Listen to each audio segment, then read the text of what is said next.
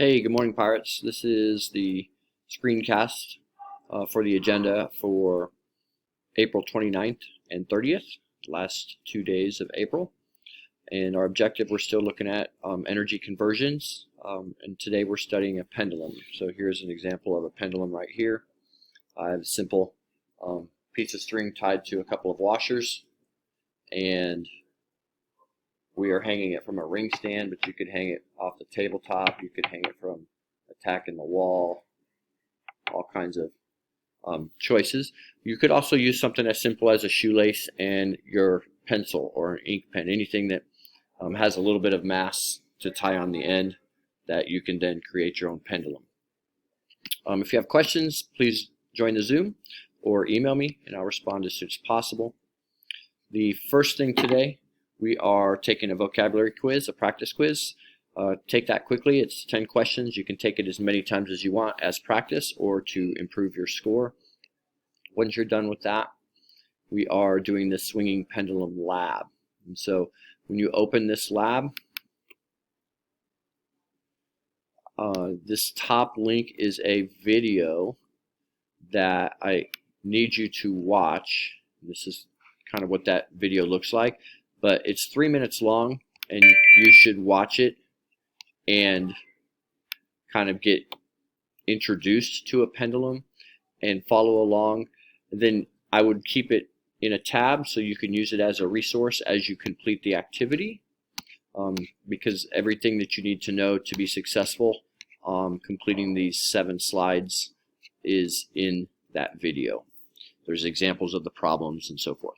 So definitions of what to measure. So the first slide, you're going to just put your name on it. You're not going to necessarily have color code. If you wanted to find a team member and do this as a group, you could do that. Virtually, it'd be a little bit difficult without FaceTime or something, because you want to be able to both see the same pendulum and so forth. But I'm thinking virtual students are probably going to complete this on their own. And so the first thing is just create a video of your pendulum, let it swing so I can see your apparatus and see you. Second slide, I'm asking you to figure out where it has the most potential energy and take a still shot. So you're going to take a picture and then summarize, much like we did in the roller coaster exploration. Your summary should discuss potential energy, kinetic energy, mechanical energy, and conversions involved in your picture. So all of those things need to be discussed in each summary. You have another picture where the highest kinetic energy is, a third picture where the potential and kinetic are the same. Then we're going to actually use the equations for potential energy.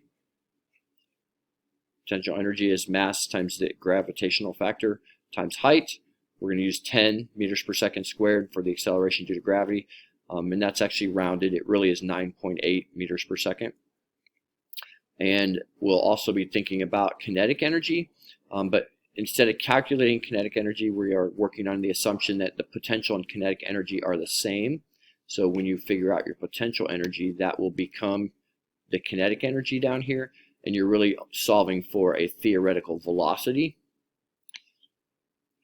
So you're going to use this equation 2 times your kinetic energy, which is the same as the potential energy. So you're going to use this number right here and divide it by mass, and then take the square root of that. If you do not know the mass of your object, you might Google it. So like if you used an ink pen, see if you can find like a mass of an ink pen and use that. But if you have any kind of scale at home, I encourage you to try to use that. If you come up with a couple of washers, like our 2 washers have an average mass of 13.6 grams, which would be 0.0136 kilograms. So you're welcome to use that if you were to use washers as well, even though that's not the exact mass of your washers. The second page with the equations,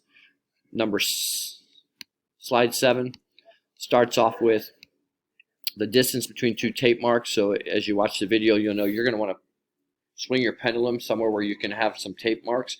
And so you can time how long it takes to go from tape mark to tape mark. And those times would go in this table as T1s. And then you'll have 4 times. So you're taking 4 different trials, and then you'll add them and divide by 4 to get an average. which you'll put here. And then you're going to use that to calculate the actual measured velocity and then compare the two velocities. Again, it's an exploration, kind of thinking about the pendulum as a tool to study potential and kinetic energy. Hope you have a good day. Let me know if you have questions. We will check in with you again next Tuesday, our next A day. Bye.